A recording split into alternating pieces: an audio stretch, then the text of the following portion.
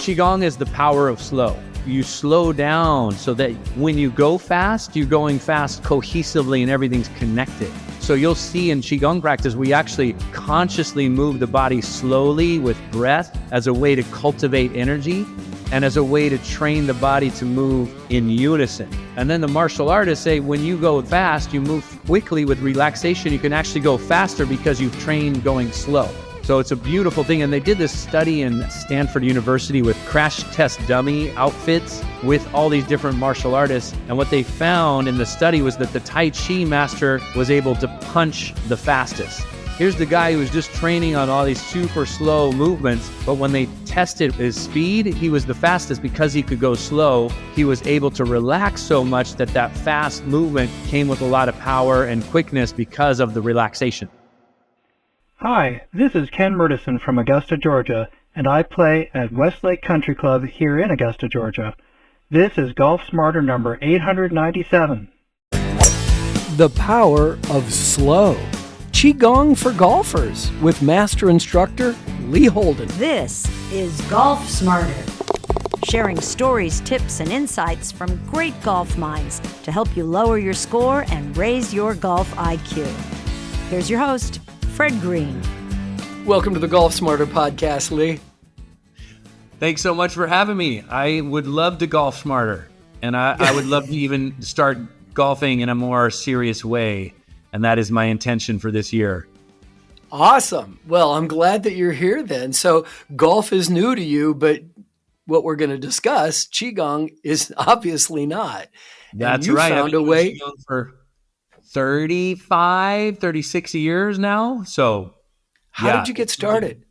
You know, I got started, when I really got into Qigong was when I was playing collegiate soccer at UC Berkeley, and I had an injury. I had a horrible back pain injury, and I did all the team doctors and the cortisone shots and the painkillers, and it didn't help my back pain at all. I still had back pain, and now I also had a stomach ache from taking the drugs. Oh, no. I was miserable 19-year-old just hobbling around campus, and, I was playing soccer, and now I wasn't, and I was super bummed. And I remember that a martial arts teacher, when I was about 10 years old, I saw him break a big stack of bricks, which is very impressive to a 10-year-old.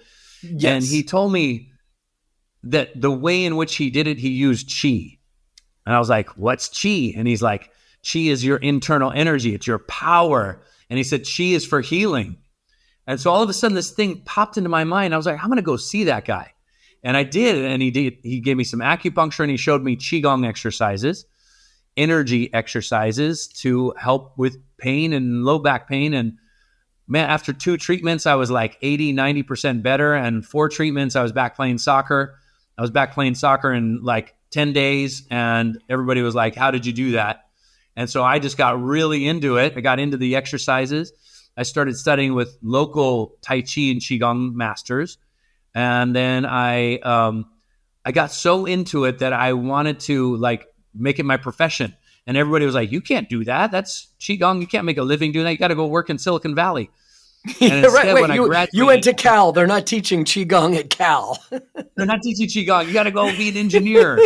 Yeah, right, exactly. So I finished. I was like, I'm going to Asia. And I did. And I became a ghostwriter for a Qigong and meditation master. And I wrote 12 books for him. I did 12 trips to Asia, studied with all kinds of different masters, China, Indonesia, Japan, Thailand, and just had a great, great training.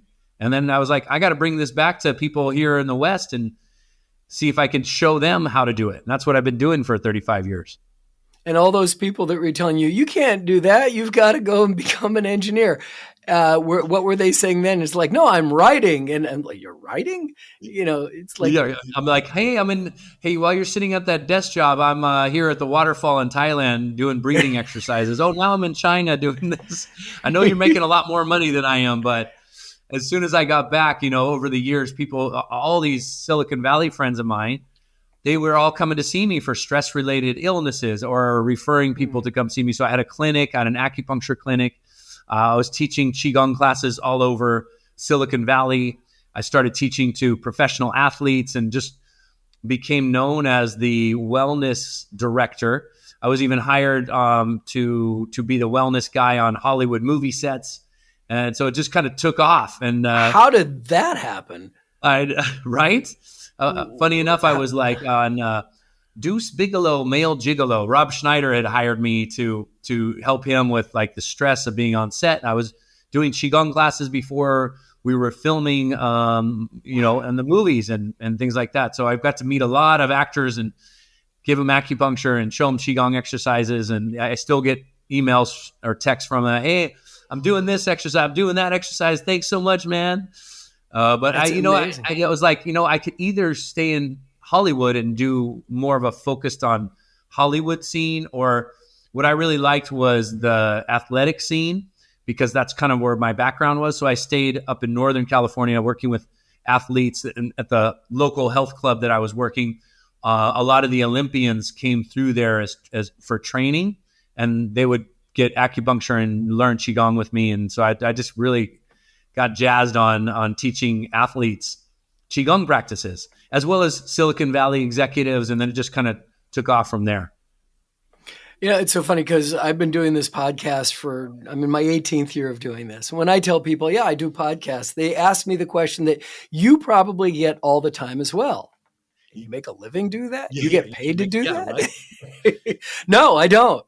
I don't make a living from it. I get paid a little bit, but I don't make a living. It's more about the benefits that I get from it to do this than it is about to talk to incredible people with all kinds of lessons and learnings, and just it's a gift. And then I get to meet people like you that are not necessarily golf people. Yep.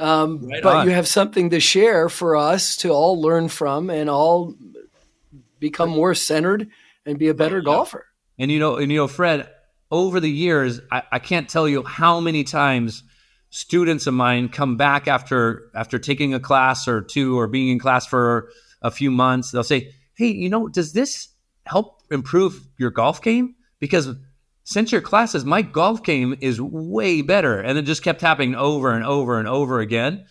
So I started advertising to golfers way back in the day. And sure enough, everybody was just like, this is amazing.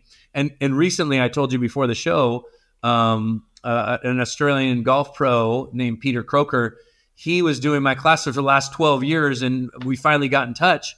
And we created a Qigong for golf program that we just filmed. It's not ready yet, but we filmed it. It's going to be very cool. And he does the golf part, and I do the Qigong part, and it all comes together so beautifully well. And when will it be available? Do you know? I think it'll be available somewhat soon. I'm going to say, these production to being ready to go live is, a few month process. Yeah, absolutely. And how are you going to distribute? Are you going to sell these, or are you going to is this going to just be a YouTube thing? We'll put some up on YouTube. We'll put some up on, we'll have a website with free content, and then some courses.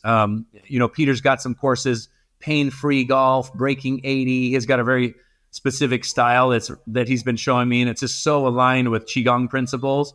I mean, pain-free golf, and you just learn how to move from your center with the Zen state of mind, relaxation. So it becomes this whole beautiful, cohesive practice from energy exercises to your golf game. I just love it. So it's got me motivated to play golf. Oh, wow. Well, that's really the kind of things that we've been discussing on this podcast for years and years and years of not just how can I hit the ball farther, but how can I be a better golfer, more centered, more, It's like, how do I be a better golfer? How do I be a better human being? How do I be a better person in this body? And I think that's where Qigong comes into play so well. How did Peter find you? That's a good question. He found me online. Yeah, right. And he just saw the synergy, and he saw a lot of golfers having repetitive stress injuries. Mm-hmm. There was probably that witnessing of golfers having golfer's elbow, wrist pain, neck and shoulder pain, back pain. And then he himself was really into like Tai Chi and Qigong. And then he reached out to me some 12 years ago, and I've been on his mailing list. He was on mine. He's taken all my courses. And finally, after somebody said, I did your Qigong and my golf game got better. I was like, I think I need to just create a program. I need a golf pro to sync up with and talk about the synchronicities in this. And he was in the States, and we just filmed it. And then, we got connected, you and I, and now I'm on the podcast. I'm like, okay, golf is in my orbit right now, and I got to take this to the next level. Well, please stay in touch with me, because once the video is available, I'd love to make sure that everybody's aware of it too. Oh, that'd be great. Thanks so much, Fred. That would be awesome. Yeah. Absolutely. And we're going to talk about, and hopefully we'll do some practice. We'll do some. Absolutely. That sounds fantastic. Yeah. I'll show you some. As we progress. Yeah, for sure. In this episode, but there's so many more questions that I have, because that's what this podcast is, me asking a lot of questions. Perfect. And we're going to do those questions after this commercial break. We'll be right back.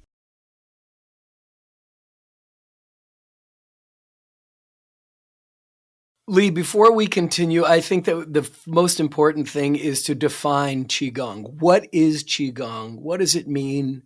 And what is its history? The what.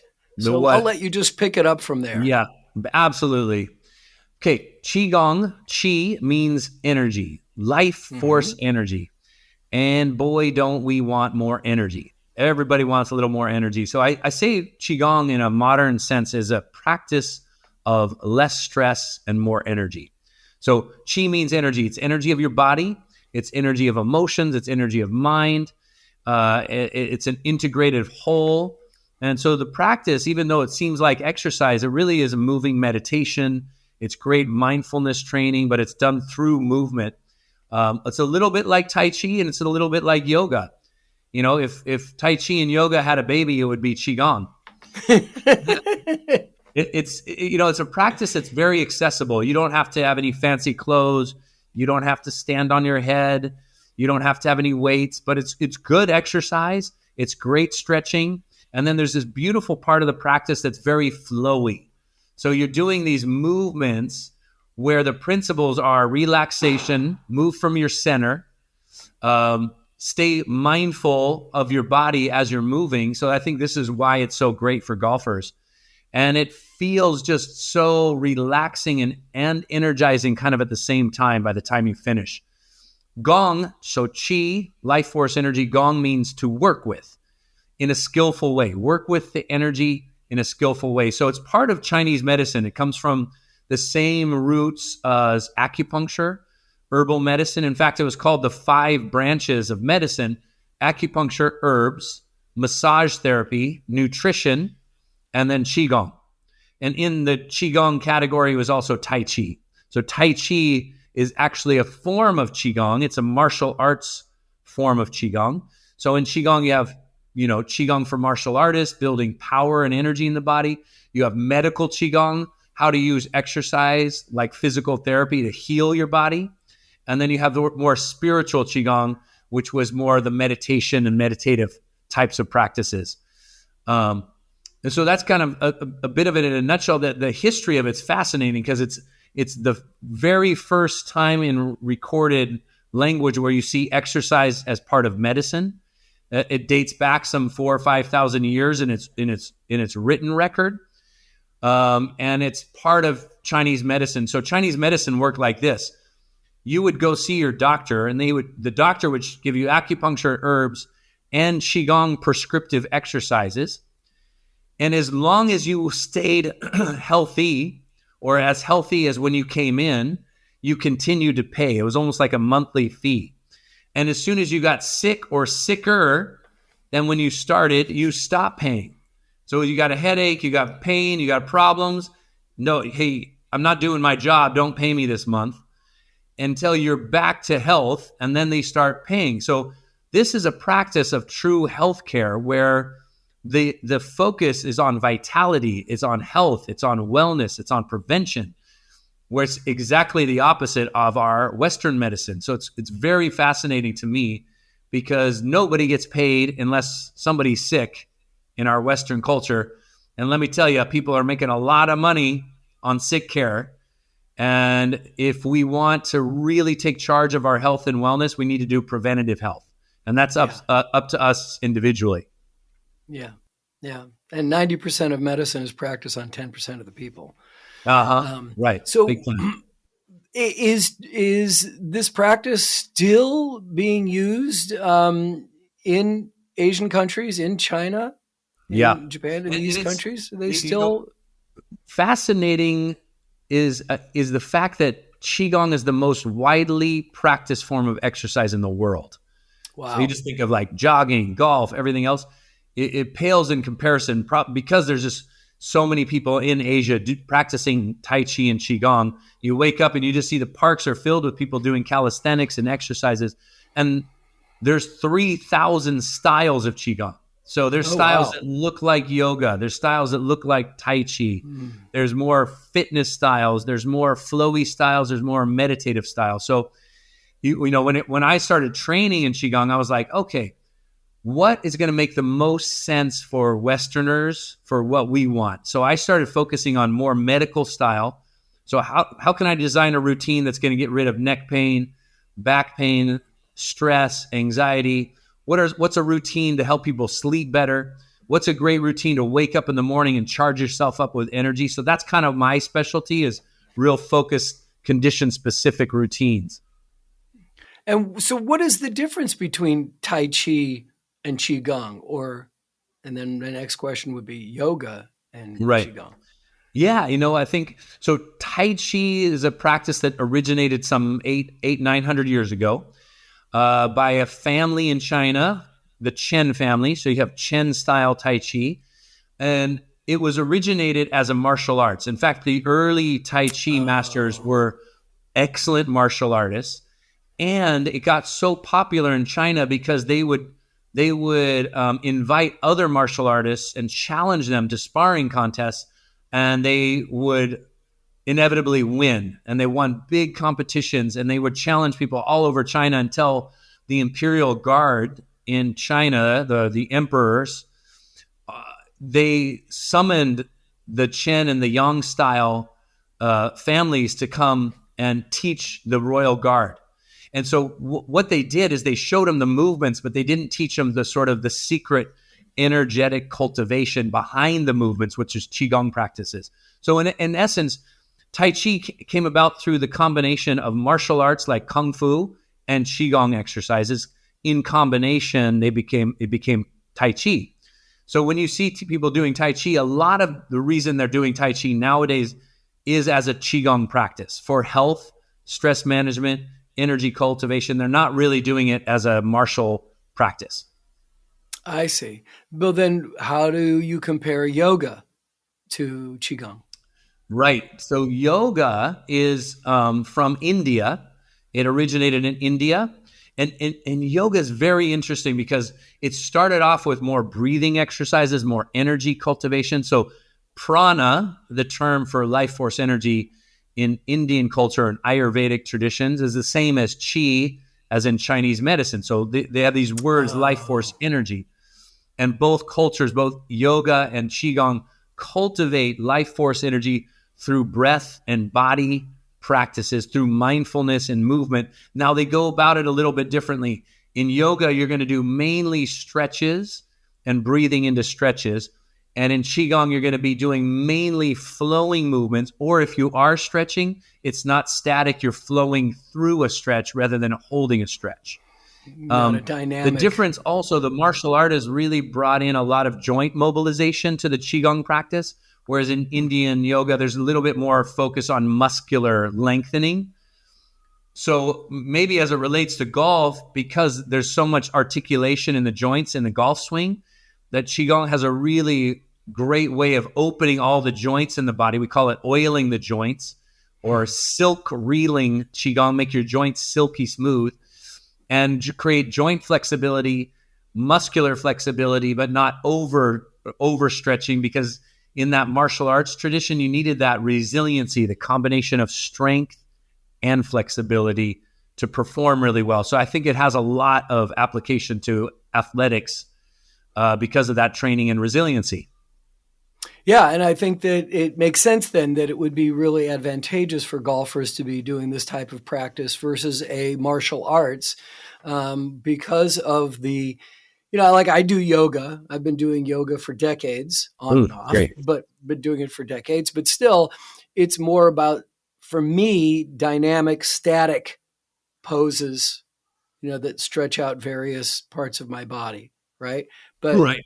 for a flow for golf, this seems to make a whole lot of sense. It makes a whole lot of sense. Fred, I'm going to give you some courses and you can try it out and let me know what you think.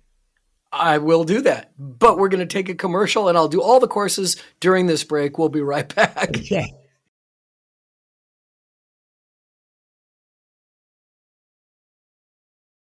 Before we go on and talk more about this, you talk about the energy life force and the fact that this gives energy. Do you drink coffee? Are you a caffeine guy? Are you a caffeine guy? And I'm going to show you something right here. This is a teapot. Yeah, of course. I'm a pu'er tea drinker, or green tea. I'll drink all kinds of tea. You know what? When I drink coffee is when I go to a coffee shop and I get a good latte, but I don't make my own coffee. So I have a coffee maybe once a week. So you do drink caffeine. You do consume caffeine in some sort. Tea has caffeine, but it's it's a lot lighter than, let's say, coffee. Yeah. So I like a little bit, and I like to get my main source of energy through breath and movement and energy cultivation. And That's where I was going. I supplement it with a little tea. Nothing wrong with a little tea and coffee. It's a poor substitute for long, sustainable energy. And when we're thinking of energy, we need to think of yin and yang. Yin and yang energy. Coffee gives you yang energy. Get up and go, go, go, go, right? Yin energy is to turn it off and be able to sleep really well, to be able to quiet your mind, to be able to truly relax. If you can truly relax and you can sleep really well, you're going to have a lot more energy, so to speak. And in Qigong, we talk about these two kinds of energy. They're essential to one another. Like a good night's sleep is essential to having energy the next day. You go, you sleep 2-3 hours, parents, this, and then you try to get up with full energy. You're just like, oh my God, where's my energy? Well, you didn't sleep enough. You didn't cultivate that yin energy, that deep rest. And now your yang energy is suffering. So coffee is going to give you yang energy, but you have to be careful because it burns the energy supply. Without replenishing it with something like Qigong or breathing or meditation or just good sleep, you can burn out your energy reserves. We call it adrenal fatigue, or just fatigue in general. And it's like people are like, oh man, I'm so tired. And then they're hammering the coffee. It can create long-term problems because you're not getting to the source of it, which is nourishing, rest, inner peace, less stress, all those things that will really feed your system with deep energy. And when you say yin and yang, and I've never heard it as yang, I've always heard it as yin and yang, right? Right. Right. But yang, so it's not now why. You know it, right. I thought, yeah, but I would thought, I just want to make sure we're not saying YAWN, yang. No, you're not. Yin and yang, like YANG. And that's kind of how you pronounce it, So that's, now we know how to say. Yang is sort of like an Americanized. We're really mispronouncing it. Yeah. No, I was asking about the caffeine because I haven't done coffee I'll do decaf, and I even stopped doing that, but I don't have any caffeine in sodas and drinks. I just stopped doing that because good for you. Well, I found out that if I drink it regularly and then take a day off, I have severe headaches. Yep. I have really bad withdrawal. And so, and I've always been a pretty energetic person. So it's never been an issue for me that I need that boost, that pick me up. So I do love chocolate. But it's better to use less frequent and have your own energy, be able to cultivate it yourself. For exactly the reasons I was saying. And then actually when you use it, it works really well. Like I actually need a boost of energy. If you're off coffee for, let's say you use it a couple times a week or once a week, man, it works really well. But we get too dependent on it. So like if people can lower their caffeine, great. You get dehydrated too. Yeah, I make mean, sure you drink a lot of water. coffee's not a great thing on the golf course or Yeah, before it. right. It's not Exactly. healthy, not a Yeah. good thing. What have you heard of a practice called yoga? No, Joga? no, I haven't. Yoga. Yoga. So it's yoga for jocks. Okay, cool. This was developed by a woman in Toronto, and is well, you're in the Santa Cruz area, so you're familiar with the Golden State Warriors and their Oh yeah, G big League time. team. Yeah, their G League team is right there in Santa Oh yeah, Cruz. they Their are. minor league team. Well, Kevon Looney, Yeah, who's the center for the yeah. Warriors, I know well. Yeah, he's been doing yoga daily for a couple of years now, and in those couple of years, he has not missed a single game. He's the only guy. There's only he's the like only guy. two or three guys in the entire league that have not missed a game, and now he's gotten other players on the team to do this. He does an hour every morning, Great. and Oh, that's so it's cool. yoga. It's yoga, but it's got more athletic movement and Yeah. more cardio involved, but it's still yoga, and he's just become a Interesting. Oh, beast with it. cool. So yeah, I'm gonna it's check hard it to out. find. Yeah, there's an article recently that was in the New York Times about it, but it's definitely fascinating. You've worked with a lot of athletes, though, Uh-huh. correct? Yep. Tell me Yep. about what Absolutely. I your love working with experience with athletes. that is. Um, number one, get out of pain for athletes because you can't do Awesome. your sport when you're injured. No. So one, get out of pain. That's usually the motivation. Two, prevent injuries from happening. Same as exactly what you said. I worked with a lot of Olympians, Olympic athletes, Mhm. runners, throwers, discus, hammer throw, shot put, all, I worked closely with the San Jose Sharks, the professional hockey team, for some time, both in Qigong and acupuncture. Oh, okay. And it was just, the results are just amazing. They're outstanding. Really? And the thing I love is to help athletes get into flow state. Like, when you're in the flow, that's the most fun, when it's like you're energized, you're cohesive, you're connected to your sport, you're one with the teammates, you're one with the ball. It just feels like there's this great flow. And that's in Qigong, we train flow state very directly. Interesting. Yeah. Interesting. Yeah. Um, Love it. So let's get into how this can benefit golfers. Let's talk about what we Yeah. can do and why this Yeah. is going to be So I think of value to golf. benefit for golfers, one, pain-free, have less pain, keep your Huge. body energized, more flexible. Then Qigong principles, move from your center, move with relaxation.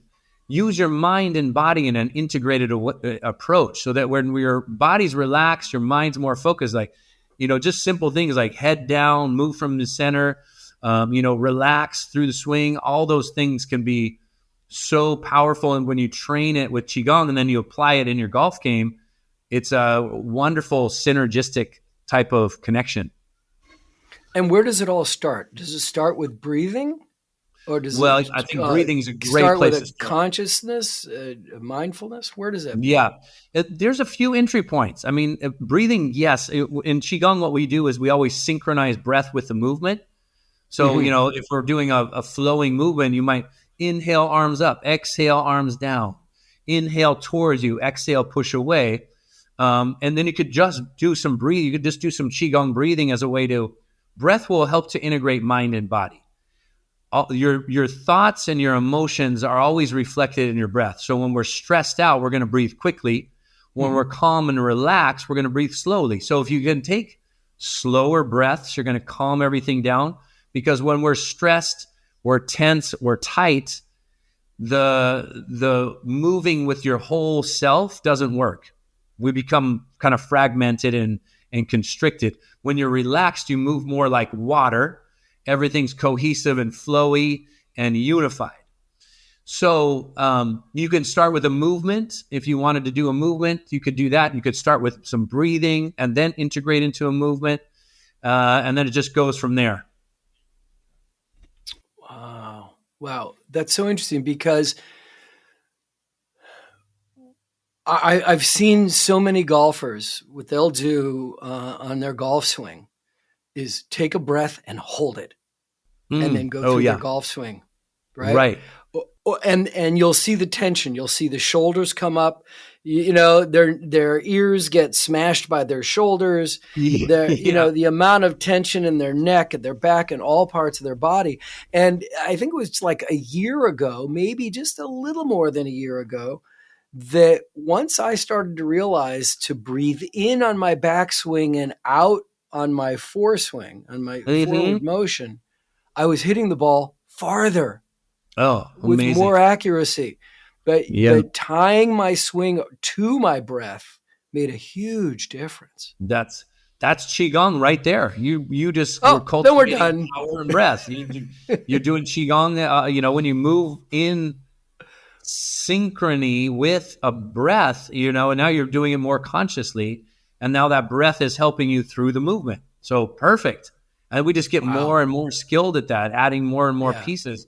You know, just like in golf, where you're like, what are my hips doing? What's my shoulder doing? What's my stance? Where are my eyes? What's my focus? You know, Qigong has a lot of that kind of thing, those intricacies, and they're really similar to what goes on in a golf swing. Yeah, and there's a tendency, especially when things are not going well, which is the nature of golf, that we speed up. We do things faster. Yes. And we've got to find ways to slow it down, to catch our breath, to just, you know, again, if we can tie our breath to the motion. You know, Qigong is the power of slow. You know, you slow down so that you can actually, when you go fast, you're going fast cohesively and everything's connected. You know, so you'll see in Qigong practice, we actually consciously move the body slowly with breath as a way to cultivate energy and as a way to train the body to move in unison. And then the martial artists say, when you go fast, you move quickly with relaxation. You can actually go slower. I mean, you can actually go faster because you've trained going slow. So it's a beautiful thing. And they did this study at Stanford University with crash test dummy outfits with all these different martial artists. And what they found in the study was that the Tai Chi master was able to punch the fastest. Here's the guy who was just training on all these super slow movements, but when they tested his speed, he was the fastest because he was describing it because he could go slow. He was able to relax so much that fast movement came with a lot of power and quickness because of the relaxation. It kind of defines and explains so much of what we hear in golf of like swing slow for it to go farther, that, you know, the less having less tension.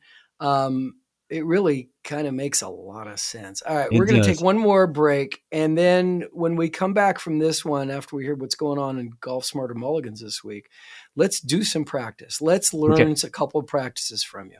Okay, great. Perfect. This week on Golf Smarter Mulligans is part 5 and the penultimate entry into our continuing tribute to Dr. Glenn Albaugh, who passed away at the age of 91 in February 2023. This 5th episode was originally published in September 2016 and talks about the truth about playing better golf using your imagination. It doesn't take long to lock into a target. The target doesn't move. Because some people see shapes and they see it coming in and landing. What we have to discover, Fred, is how you see best. Because it's not the same for everybody. I can't tell you what you should see, but you're going to tell me what you see when you trust your swing. The players that play at the highest level have wonderful imaginations. So is the guys, the 8 handicap. We want to find out what you see best. And then we can lock in that particular visual image. It's the same with the feeling of swing that matches it. Some people feel a fluid motion. But whatever it is, it's a whole movement of the swing. It's much like creative writers. They say things in paragraphs. They don't write sentences. So when we're playing our best, we're playing in paragraphs. Whatever we feel in our swing, it's the whole motion. That's Golf Smarter Mulligans, episode 213, the 5th of 6 episodes in our series featuring another incredible mental game coach whom we recently lost, but choose to let his legacy live on. Dr. Glenn Alba, author, coach, and pioneering sports psychologist. You can actually watch the full interview on our YouTube channel. That's youtube.com/@golfsmarter or on the blog post at golfsmarter.com. Once there, you'll learn more about Glenn, how to get either of his books, and information about donations in his memory. Please subscribe for free to both of our golf podcasts. Golf Smarter, published every Tuesday, and our sister podcast that revisits the best of the Golf Smarter podcast, called Golf Smarter Mulligans, being released every Friday from wherever you're listening right now.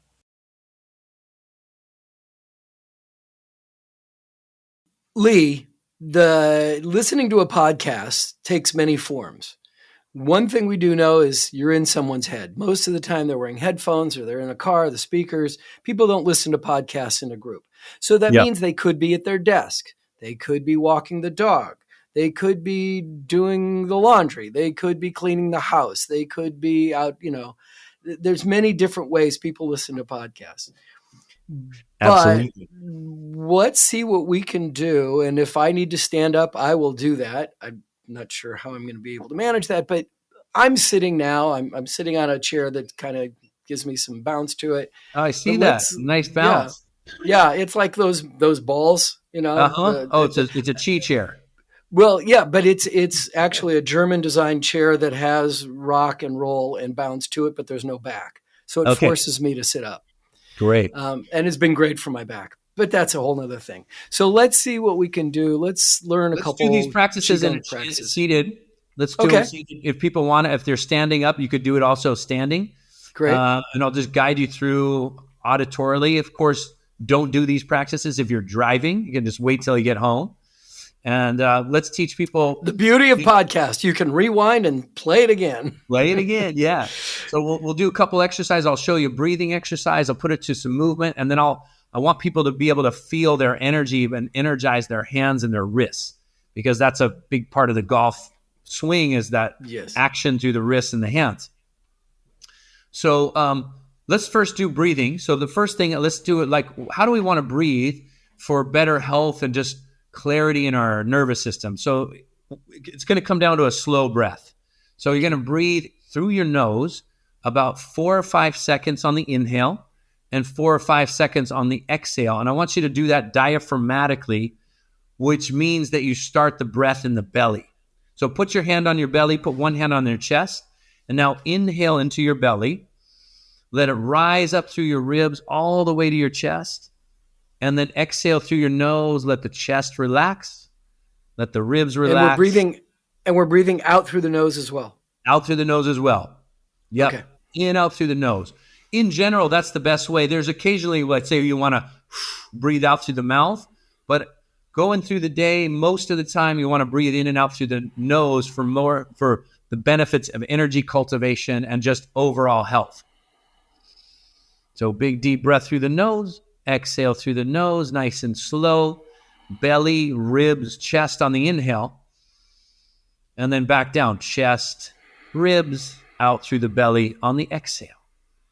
That'll automatically just clear stress. And you could even take it out to the golf course, do 3 of these breaths right before you swing or while somebody else is swinging, just get calm and relaxed in your nervous system. That's a great benefit. Well, then let me just insert here that it's also a really important thing to help you after a bad shot, because that's when things start going haywire. That's when you start speeding up, you start getting angry, you get frustrated. That's the moment that you want to start, as you're walking or even sitting in your car, that's when you want to start breathing. Right? Perfect. And then you'll realize, hey, there's no bad shots. There's just a learning shot. Bad results. Exactly. Bad results. Bad results. Hey, that was a great shot. Sorry it ended up in the tree. I learned something from that one. All right, now let's put it to a movement. So you could do this standing or seated. It's called spinal cord breathing. And it's great to just unlock tension in your back. Take your arms by your shoulders. Okay. And now when you inhale that deep breath, you look up and just kind of arch your back and open your chest. And then when you exhale, You feel that? Yeah. Oh man, everything just went. In down. Free chiropractic, Fred. And then inhale, you open. And then exhale, round your back. Chin comes down, elbows come together. And you're just moving all the joints in your spine. This is what we call oiling the joints. Exhale and round. Awesome. Inhale, we open. We just do that for 30 seconds to a minute. Another great exercise to do on the golf course. And then relax. Spinal cord breathing helps to articulate all those joints. See, the thing with joints is if you don't move them in all the ways they're designed to move, you get stagnation. Frozen shoulder is a great example. If someone hurts their shoulder, you put it in a sling, the tissue that was injured heals. Now you got frozen shoulder because you didn't move it. So it creates a worse problem. And all the joints are like that. People are like, why is my back stiff? Well, are you moving it in all the different ways it can articulate? Most people not. And so that's what we do in Qigong. We're going to move all the joints in very specific ways that oil the joints and create better range of motion, more mobility, and it just feels like an anti-aging practice. Oh, Let's give people something to feel their chi. Okay. So what is chi? I want to feel. You want to feel your chi? Here's a great one. You're going to take the fingernails and just touch them together and rub back and forth. Now, these are all pressure points, acupuncture points. And you rub the fingernails vigorously back and forth together. We're going to do it for like 30 seconds. Take one or two of those deep breaths we just did as you're activating these pressure points. Big deep breath, long exhale. Good. Do that one more time. Rub vigorously. I want you to feel what chi feels like. Inhale. Exhale. And then just put your hands in your lap or just down to your sides and see if you can feel that buzzing, tingling activation. Wow. It's like when I remember when I was a kid and they said, just stand up against a doorpost, a doorway, and press into the doorway as hard as you can for a minute, and then step aside and your arm goes, ooh. Oh, yeah. Right. It's like, I feel that tingling in my fingertips. Yeah, it's been activated. So we call that activate the chi, and we do that like through the whole body to get this energy circulating, and it's very energizing. Extremely stimulating. And then, the ending kinds of practices in Qigong are more meditative, more Tai Chi-like, more flowy. And it just creates a really well-rounded practice where you get conditioning, stretching, and flow all in one practice. Unbelievable. Can we do another one? Yeah, let's do another one. Okay. Yeah, this one more. This one, just arms at your side. We'll do a flow. It's called pulling down the sky. And it's, again, take that long breath through the nose and let your arms lift up over your head. And then when you exhale. I hit a light, sorry. There, you're pulling down the ceiling. Yeah. And when you exhale, the hands come down, just right palms face towards your body and just glide down the front of your body. Inhale, arms float up with relaxation, just very soft, up over the head. And exhale, just float them down. And you're just moving slowly with breathing. And then just kind of imagine you're just pulling in these nice waves of relaxation. So the relaxation goes. Yeah, I can feel when I'm doing that. I can feel my shoulders going up as well. And I don't know, is that like creating tension by when my arms are up this high? Yeah. So now when you come down, relax your shoulders. And now when you come up, when you inhale, feel like there's strings on your wrist just floating your arms up. Relax your shoulders. Relax the shoulders. Yeah, and then when you feel the shoulders rising, that's when the arms come down. So you don't go into tension. You just stay with relaxation. Awesome. Yeah. Inhale, float the arms up. Exhale, float the arms down. Everything's soft and relaxed. And that's good to notice. Notice if you start to tighten up, that's when you relax into it and make the movement even smaller then. Yeah. Awesome. This makes so much sense. Oh my gosh, I can't believe we've never had this conversation before. This makes so much sense for golfers. And I love bringing it to the golf world because it just makes, as you said, so much sense with this audience, with this particular sport, and it just creates a great synergy. Yeah. Yeah. They really are married. It is a marriage that is made. It's a happy one. It's a happy marriage that Yes. that needs to be investigated. How Yeah. can people get in touch with you Oh, and thanks, learn Fred. more about? Absolutely. Come find me at Holden Qigong. So Holden Qigong. Qi Gong Gong. That's the hardest part of Qigong is spelling it. HoldenQigong.com. .com. Okay. Yeah. Yeah. And we got a free 2-week trial to my video class subscription, which is you just come to class, you just get on Zoom and we have 3 classes a week. And if you miss the time, it's always on the website and you can be in class. And we got a free 2-week trial to that. And then I have tons of condition specific, whether it's arms, wrists, and hands, upper back and neck, digestion, headaches, all kinds of condition specific Qigong routines for healing. Awesome. So I know somebody who just had back surgery. Yeah. Just a couple of weeks ago. Wow. It is. Qigong's great because it's really great therapy, it's gentle therapy, and it keeps your whole body moving so that you're not so stiff everywhere else because you've had one procedure, and it's going to bring a lot of healing into the spine. I will definitely let them know that. Yeah. And do you have a YouTube channel as well, or is everything at YouTube channel? Yep. It's great free content on there as well. Awesome. Wow, Lee, I am so glad that we got in touch, and I learned so much in this conversation, and will definitely be incorporating this into my life. Great. As well as my golf. Absolutely. Oh, Fred, it was a great conversation. So good to be on your show. And I will definitely be in touch when the golf program comes out, Qigong for Golf. And I'll put you in touch with Peter and some of the other people that are doing Qigong for golf, but that are actual golfers. And I'm sure they'll have a lot to say. Well, I'm going to hold you to that one because I would love to talk to them. Okay, That's great. Perfect. So thanks so much, and best of luck. And I can't wait for that video. Okay, perfect. Thanks, Fred. I'm very excited about the next few weeks of Golf Smarter because I've banked a bunch of interviews that I really think you'll find fascinating. Next week, we'll talk to Michael Chupka, who is the communications director for the Bandon Dunes Golf Resort, to discuss why that massive property on the Oregon coast has become the destination in the United States to compete with Scottish links golf.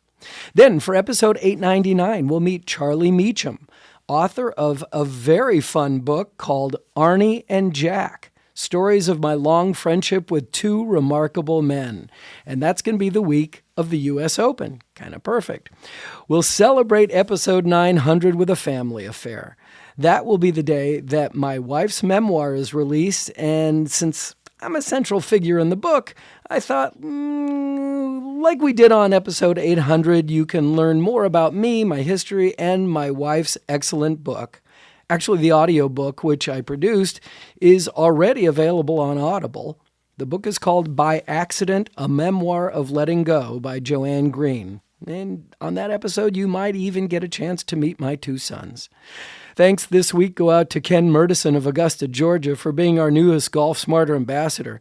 Ken has chosen to receive Tony Manzoni's video of the Lost Fundamental, and all he had to do was leave a voicemail, which you heard introducing today's episode.